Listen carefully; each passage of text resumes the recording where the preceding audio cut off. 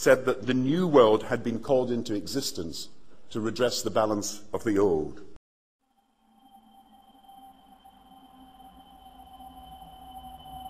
Ladies and gentlemen, the President of the United States. Good evening, my fellow Americans. We now stand 10 years past the midpoint of a century that councils of government, we must guard against the acquisition of unwarranted influence, whether sought or unsought, by the military-industrial complex. The potential for the disastrous rise of misplaced power exists and will persist. We must never let the weight of this combination endanger our liberties or democratic processes.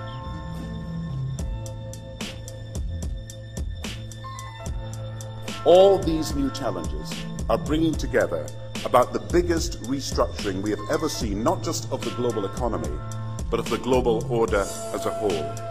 And 200 years ago, a famous British Foreign Secretary said that the new world had been called into existence to redress the balance of the old. Locations we now experience.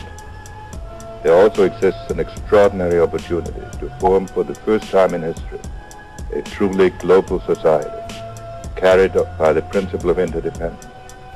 And if we act wisely...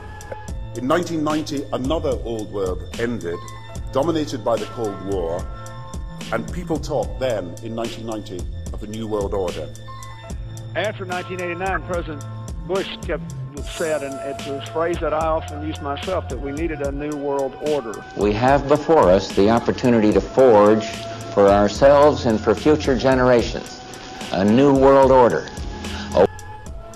When our founders declared a new order of the ages. There is a chance for the President of the United States to use this disaster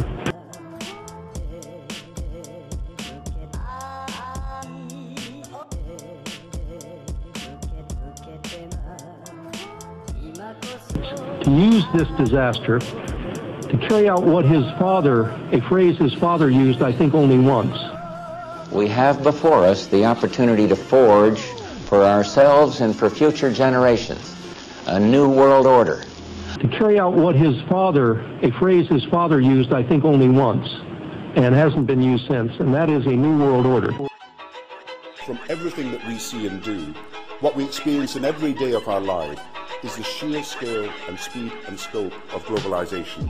And it's only now that we can begin to understand that the world order that globalization brings. But in a globalized economy, we are going to have to take global responsibilities, and there is going to have to be some semblance of global governance on these questions. And what it's going to look like. It's driven forward now not just by the balance of military strength, the Cold War times. Развернуться в своем движении в другом направлении, к новому мировому порядку. I think even that does not describe why the world has changed so much and why the world has turned so much toward a new world order and a new kind of civilization. Or ordinary political power. It's being driven forward by a seismic shift in economic power that we see around us. But what does the New World Order mean for countries like ours who are looking to succeed?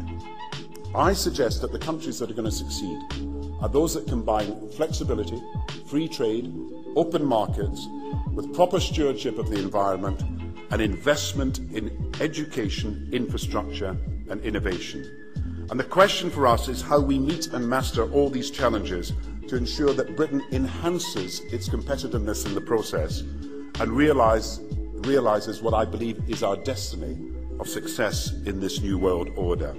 So, in conclusion, ladies and gentlemen, a new world is emerging. It is a new world order with significantly different and radically new challenges for the future.